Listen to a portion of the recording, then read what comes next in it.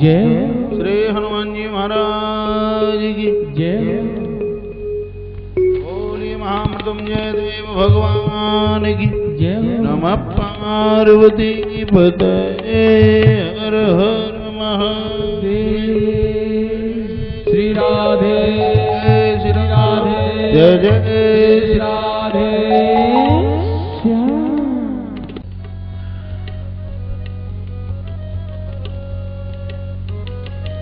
भारत माता की पावन भूमि, यति और सतियों की माटी, वीर और वीरांगनाओं की माटी, अच्छे लोग आत्मीय समर्पित और ऐसे दिग्गज संभ्रांत और उद्योगपतियों की नगरी, संत महापुरुषों की नगरी, जहाँ के मंदिरों को देख करके लगता है कि ये भी अपने आप में एक पावन तीर्थ है।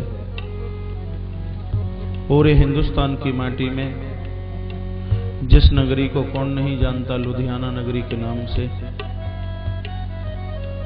नगरी लुधियाना के कुचलू नगर क्षेत्र में भगवान प्रभु राम दरबार मंदिर की पावन परिसरता श्री सनातन सेवा समिति की तत्वावधानता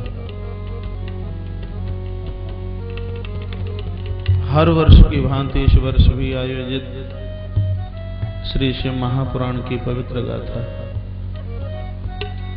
जिसकी दिव्य धारा में गाहित होने के लिए पधारे हुए नगर के श्रेष्ठतम प्रभु प्रेमी जन,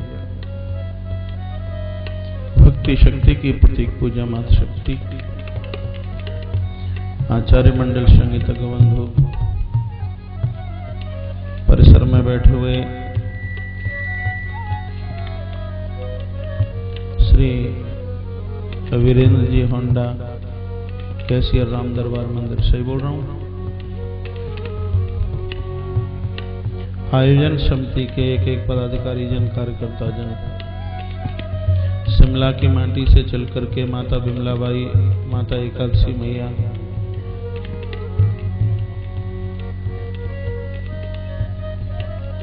खन्ना से चल करके आए हुए श्री अरुण गुप्ता जी के अपने संबंधी जन, कथा के मुख्य परीक्षक के रूप में बहुत बढ़िया प्रतिनिधित्व जो निभा रहे हैं भैया श्री संदीप जी गुप्ता, माता श्रीमती नेहा गुप्ता, विराट समिति के विराट प्रधान डॉक्टर दीपक बाबू गुप्ता, सलाहकार के रूप में समूची व्यवस्था में उनका बड़ा योगदान रहता है श्री केशव जी गर्ग, उप प्रधान भैया रवि बाबू गुप्ता, मुख्य सचिव राजेंद्र गुप्ता जी, कैशियर श्री सतीश थापर जी और प्रबंधक डॉक्टर राज गल्होत्रा जी, कानूनी सलाहकार अरुण गुप्ता जी, प्रोफेसर साहब हरि कृष्ण गुप्ता जी, श्री बालकृष्ण जी गुप्ता और परिसर में बैठे हुए आप सभी, मंचस्थ आचार्य मंडल संगीतज्ञ बंधु श्री जयप्रकाश जी शास्त्री, पूरे यज्ञ का आचार्यत्व निभा रहे हैं श्री रामदेव शास्त्री जी, मेरे संगीतज्ञ बंधु। और देखिए जो भारतीय सनातन संस्कृति के धरोहर हैं, छोटे छोटे से बच्चे जो संस्कृति के श्रृंगार हैं, ऐसे लाडले मेरे नन्हे मुन्ने से सभी ब्राह्मण बच्चे, भक्ति शक्ति की प्रतीक पूजा मात शक्ति, आप सभी के हृदय में नित्य विराजित होने वाले मैं अपने प्रभु परमात्मा के दर्शन करते हुए आपकी आस्था और भावना को एक बार नहीं करोड़ों करोड़ों बार प्रणाम भाव से नमित होते हुए, नए वर्ष का आरंभ है, रूठे हो तो भी प्रणाम ले लीजिए। समय बहुत आगे निकल चुका है,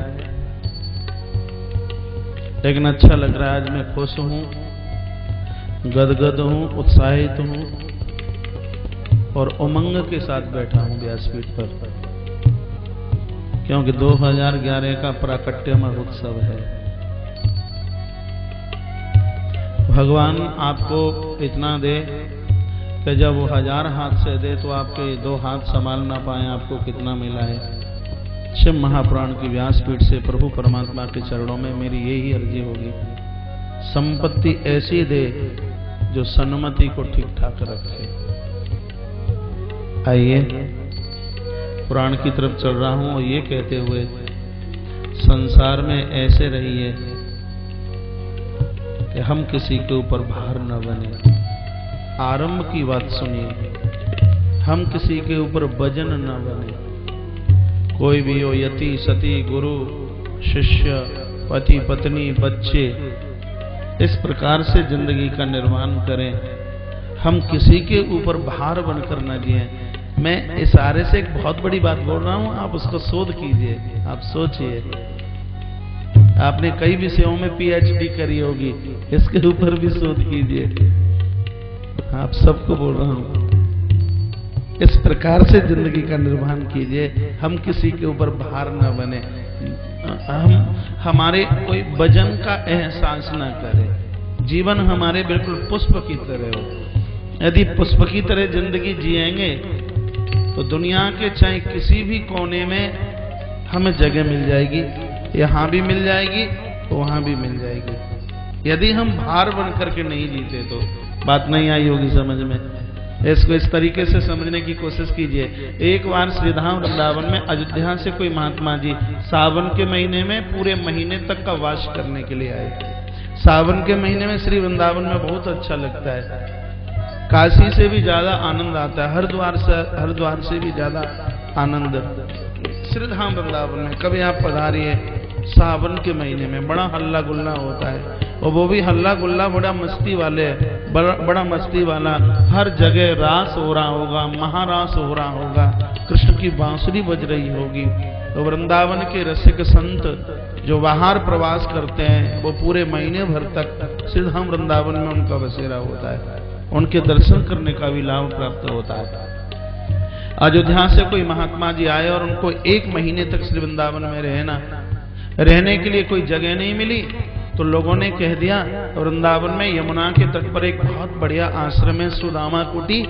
जो वृंदावन जाते होंगे, गोपेश्वर मंदिर के बिल्कुल बगल में है स्थान सुदामा कुटी। बड़े परिपक्व संत वहां के श्री सुदामा दास जी महाराज 2-3 साल पहले उन्होंने अपने शरीर को छोड़ा है। महापुरुष कभी मरते नहीं, ये कभी समाप्त नहीं होते, इनकी कभी मृत्यु नहीं होती।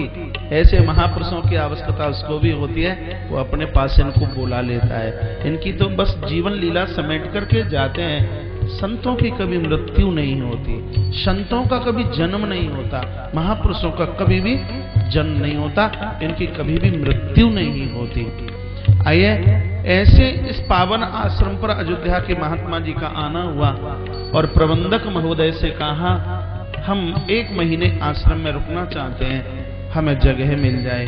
कहा स्वामी जी को मैं अभी पूछ करके आता हूं। तो श्री महंत जी को पूछा, ऐसे ऐसे अवध से कोई महात्मा आए हैं और 1 महीने के लिए वो यहाँ वास करना चाहते हैं, आप मेरी बात के ऊपर ध्यान दीजिए। तो स्वामी जी ने कहा कि महात्मा जी को बोल दीजिए कि 1000 से भी ज्यादा संत इस समय आश्रम में रुके हैं, कहीं भी पांव रखने के लिए जगह नहीं है। प्रबंधक महोदय ने आके कहा महात्मा जी को ऐसी ऐसी बात है, स्वामी जी ने ये कहा है। तो अयोध्या के महात्मा जी ने कहा कि महंत जी को ये बोल देना कि किसी कोने में हम थोड़ी सी जगह में पड़े रहेंगे, हमसे कष्ट किसी को नहीं होगा, हमसे भार किसी को नहीं होगा, बस थोड़ी सी जगह हमें मिल जाए। द्वारा से स्वामी जी को कहा गया तो स्वामी जी पुनः खुद चल के आए। एक हाथ में जल का लोटा था और दूसरे हाथ में कटोरा पानी का भरा हुआ था। कटोरा मीन्स समझ रहे हैं आप? तो भरे हुए कटोरे में वो ऊपर के लोटे में से पानी डालने लगे। तो कटोरा पहले से भरा हुआ था, पानी नीचे गिरने लगा और कहा अयोध्या के महात्मा से, महात्मा जी जैसे कटोरा भरा होने के कारण अब इसमें लोटे का पानी समाया नहीं जा सकता, पानी नीचे गिर रहा है। उसी प्रकार से आश्रम ऐसे लबालब है, भरा हुआ है, जैसे कटोरे भरे में पानी रखने के लिए बिल्कुल जगह नहीं है, उसी प्रकार से अब तुमको रोकने के लिए आश्रम में बिल्कुल जगह नहीं है। लेकिन संत बड़े तपे हुए थे, इसलिए तो मैं कहता हूं कि जिस दिन ब्रह्मा ने महात्मा को बनाया होगा, बड़ा उत्सव मनाया होगा और कहा होगा कि आज मैंने बहुत बड़ी सुंदर रचना की है। अपने थैले में से एक फूल निकाला और भरे हुए कटोरे की जल की सतह पर वो उस पुष्प को रख दिया। पानी हिला नहीं, पानी डुला नहीं, पानी वहीं की वहीं था और फूल भी उसके ऊपर रखा था। आंखें भराई अयोध्या के महात्मा की और कहा, गुरुजी, जिस प्रकार से भरे हुए कटोरे के जल को एक फूल से कोई भी दिक्कत नहीं है, बस इसी प्रकार से तुम्हारे आश्रम में कहीं पड़े रहेंगे, आश्रम वासियों को हमसे कोई दिक्कत नहीं। इतनी सी बात मैंने क्यों कही, आपने पहली बार सुनी होगी, भले ही तीसरी बार में आया हूं। अपनी जिंदगी को फूल की तरह इतना हल्का बनाइए, किसी के ऊपर वजन बनकर, किसी के ऊपर भार बनकर के मत जीना। राष्ट्र का काम हम यदि 2 रुपया लें, 4 रुपए का काम करके दें। घर का काम 2 रुपए की रोटी खाते हैं, 4 रुपए का काम करके दीजिए। हर व्यक्ति मन में इस बात को सोचे। प्रभु प्रेमी जनों, वो किसी के ऊपर भार, वो किसी के ऊपर वजन नहीं बन सकता।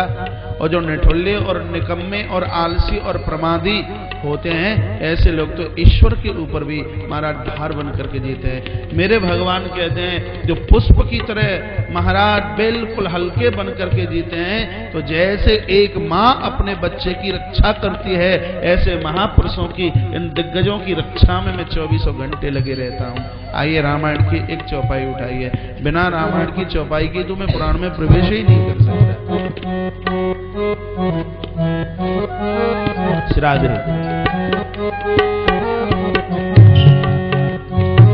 करहु सदा दीन की रखवारी, करहु सदा दीन की रखवारी,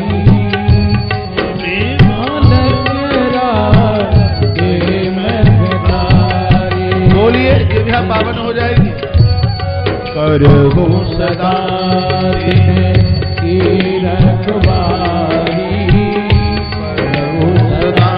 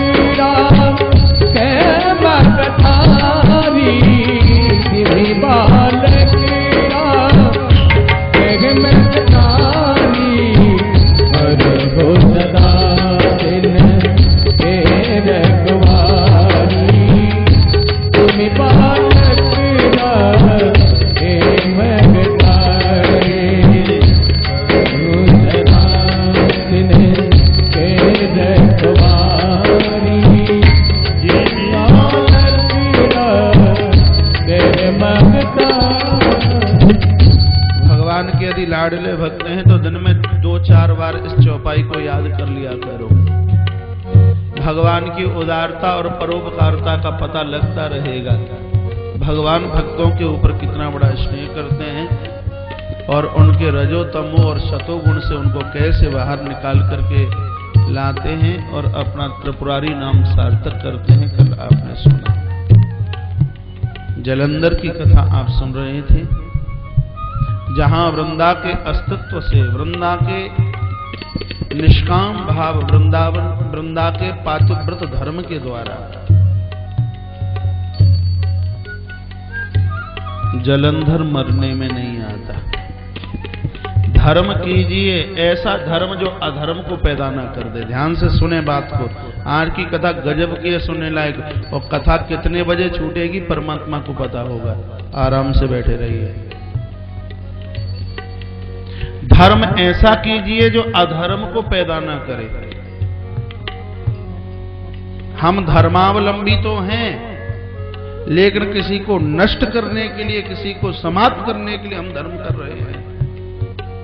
ऐसा धर्म किसी काम का नहीं है। वृंदा का धर्म एक अधर्मी का साथ दे रहा है।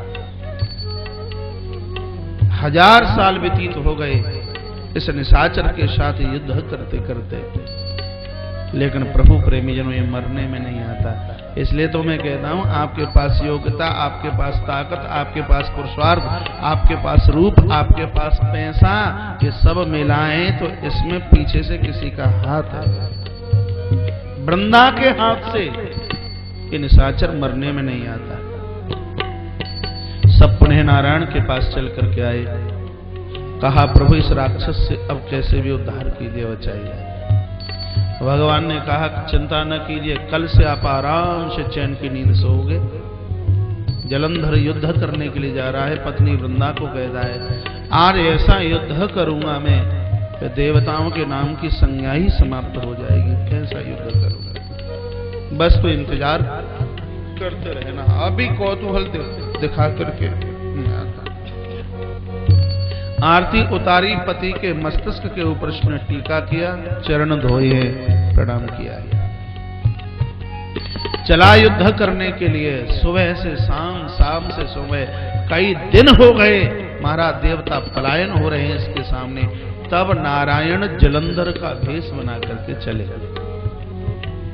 बड़े गजब की कथा है, सुनने में तो बड़ी खतरनाक लगती है, लेकिन गहराई बहुत लंबी है इसकी। जलंधर का भेष प्रभु ने बनाया और चले हैं, और वृंदा की देहली पर पहुंच करके कुंडी खटखटा दी। प्रातः 4 बजे परमात्मा के आगमन का समय प्रभात में है, और आप रजाई कम्बल लेके पड़े रहोगे तो वो आकर के चला जाएगा, तुम कब पहचानोगे उसे। वो भोरे में आता है, प्रभात में आता है। संध्या का भ्रमण करने का समय भगवान शिव का है। दोनों वक्त मिलते समय तुम रजाई लेकर के सो पड़ोगे तो शिव के दर्शन से वंचित रह जाओगे, और प्रभात के समय में यदि तुम रजाई लेकर के पड़े रहे तो भगवान नारायण के दर्शन से वंचित रह जाओगे। 3 बजे से लेकर के 4:30 बजे तक परमात्मा के भ्रमण करने का इस समय होता है, जिसको उषा वेला, जिसको अमृत वेला बोलते हैं। और जो इस समय में बिस्तर छोड़कर सदैव भगवत भजन, भगवत आराधना करते हैं, दिव्य अमृत के वो अधिकारी होते हैं। अस्तु भगवान आए, कुंडी खटखटाई है। लगा वृंदा को कि मेरे पति दरवाजे पर आए। पुराणाकार वर्णन कर रहे हैं कि कुशली त्वमिहायाता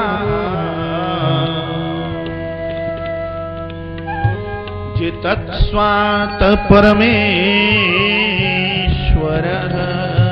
परमेश्वर दरवाजे पर खड़े हैं और ये मन ही मन सोच रही है कि मेरे पति कुशल आ गए। कुशली तुम्हें आहिस्ता आहिस्ता मेरे पति कुशल लौट करके आए। दौड़ करके चली, दरवाजा खोला।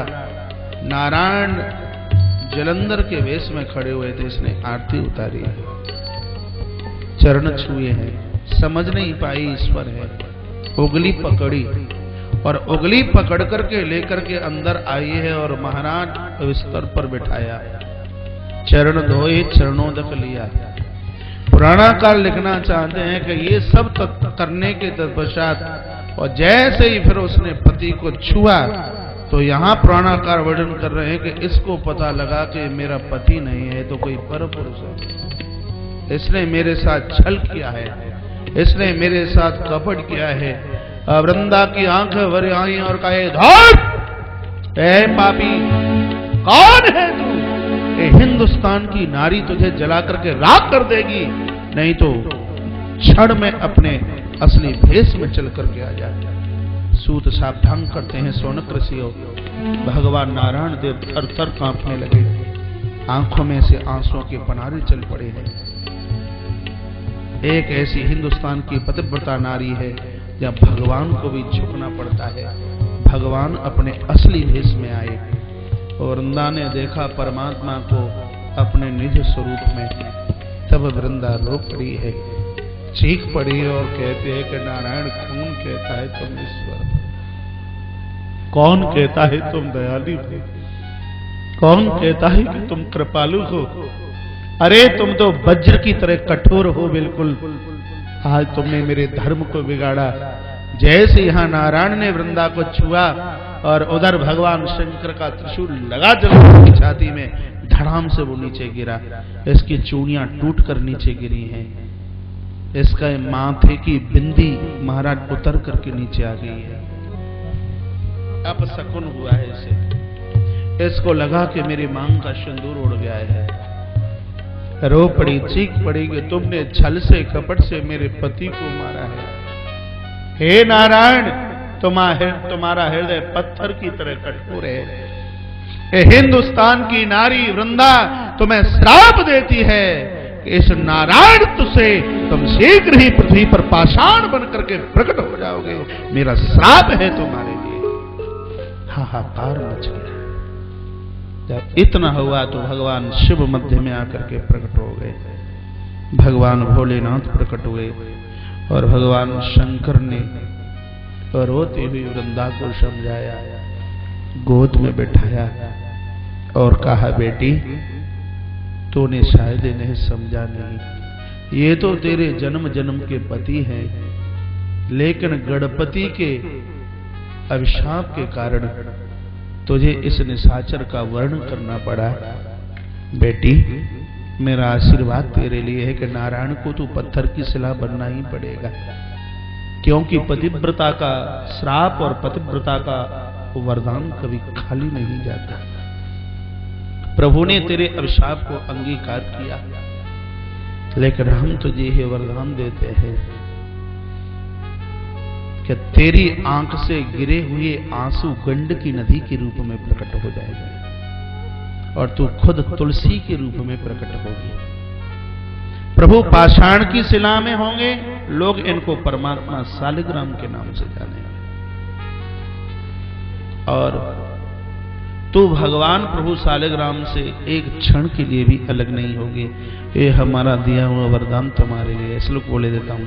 शालिग्राम शिला साही तदभिदादति पुण्यदा। प्रभु शालिग्राम के रूप में प्रकट, तुलसी पत्र विच्छेदम शालिग्राम करो दिया, तस् जन्मांतरे भद्रे स्त्री विच्छेदो भविष्यति। ध्यान से सुन लीजिए का जो तुम्हारे परम पुजारी परम भक्त होंगे, आंख का पलक ऊपर से नीचे गिरे इतनी देर के लिए भी तुम्हें लोग शालिग्राम से अलग नहीं करेंगे। जो शालिग्राम की पूजा करते हैं, घर में निलाते हैं, वो विचार कीजिए, ध्यान दीजिए कि जब आप प्रभु शालिग्राम की बटलिया को निला रहे हो तो पत्ती को अंगूठे के नीचे दबा लीजिए, स्नान कराइए और फिर नई तुलसी चढ़ाइए और उसके बाद में पुरानी तुलसी उतारिए। जो आंख का पलक ऊपर से नीचे गिरे इतनी देर के लिए भी तुलसी को शालिग्राम से या शालिग्राम को तुलसी से अलग करते हैं, उनके लिए लिखा है तुलसी पत्र विच्छेदम शालिग्राम करोति या तस् जन्मांतरे भद्रे स्त्री विच्छेदो भविष्यति। नहीं तो ऐसे लोगों का स्त्री से पत्नी से बिछड़ापन हो जाएगा।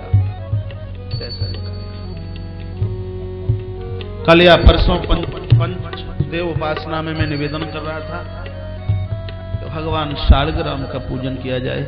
ऐसे भगवान प्रभु शालिग्राम हैं जो भक्ति मुक्ति शक्ति सब देते हैं। परदेश में गई हुई दौलत वापस आए प्रभु शालिग्राम की कृपा से।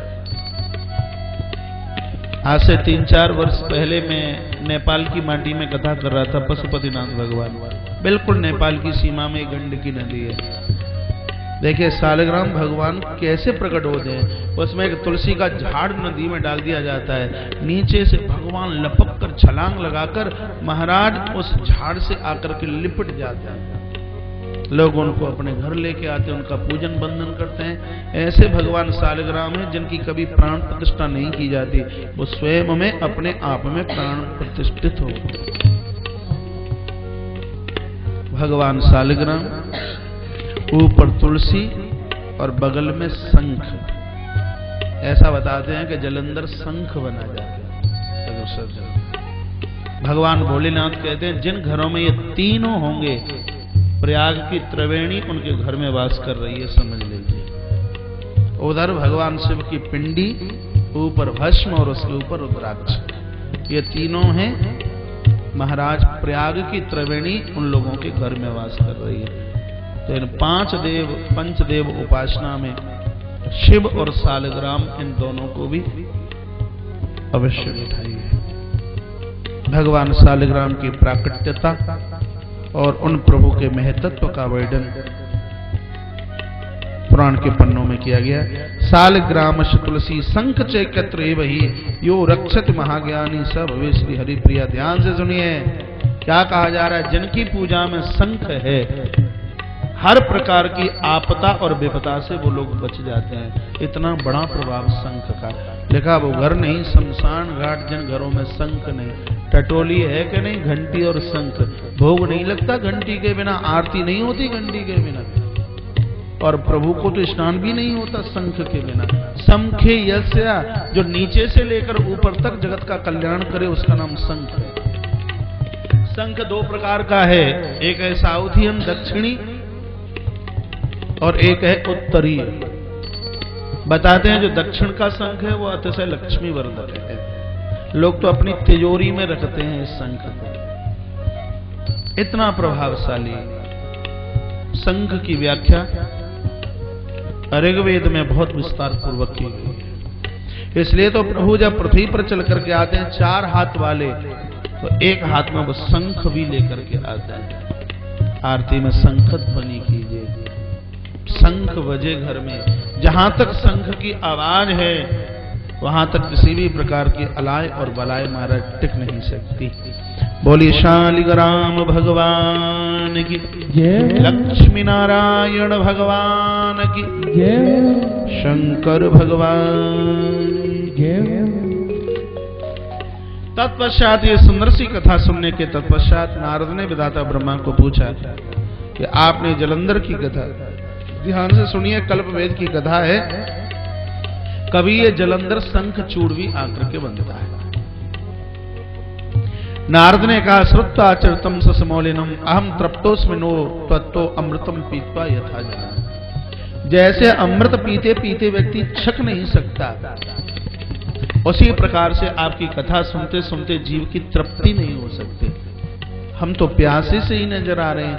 लग रहा है कि अभी तो आपने 10 मिनट पहले कथा सुनाई है, और जब कथा में आनंद आता है तब समय का पता ही नहीं लगता। आज कथा को 7वां दिन है और ऐसा लग रहा है कि कल 31 तारीख से कथा शुरू हुई है। मुझे तो ऐसा ही लग रहा है। जगत का काम व्यक्ति करे तो बोर होता है, और भगवदीय कार्य व्यक्ति करे तो विभोर होता है। जो बोर होने से बचाए वही तो ठाकुर जी के चरित्र हैं। आप यहाँ 4-5 घंटे यहाँ बैठकर कथा सुनते हो, 5 घंटे में व्यक्ति लुधियाना से दिल्ली पहुंच जाएगा। करना 5 घंटे का सफर, 25 बार तो कमर इधर से उधर, हाथ पांव घुटने टांगे लंबी चौड़ी पीछे आगे, तब बड़ी मुश्किल से लुधियाना से दिल्ली आए। लेकिन एक कब समय निकल जाता पता नहीं लगता। जो विभोर करे वो ठाकुर जी की कथा, और जो बोर करे महाराज वो संसार की व्यथा, जगत की व्यथा को समाप्त करने के लिए परमात्मा के इन दिव्य चरित्रों की आवश्यकता है। बड़े बड़भागी वो लोग हैं आज नवीन वर्ष के आरंभ में शिवामृत पीने के लिए, ठाकुर जी की परमात्मा के चरित्र सुनने के लिए राम दरबार मंदिर के भावी परिसर में बैठे हुए।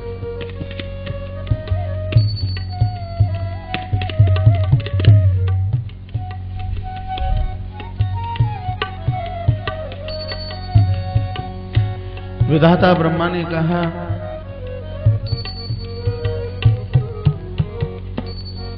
अब आप क्या सुनना चाहते हो? कहा हम ये सुनना चाहते हैं कि ओम त्र्यंबकम जजामहे सुगंधिम पुष्टिवर्धनम उर्वारुकमिव बंधनात् मृत्योर्मुक्षीय मामृतात्। इस दिव्य मंत्र की व्याख्या हमें चाहिए। हम ये आपके श्रीमुख से सुनना चाहते हैं। कैसे प्राकट्य हुआ बता दो।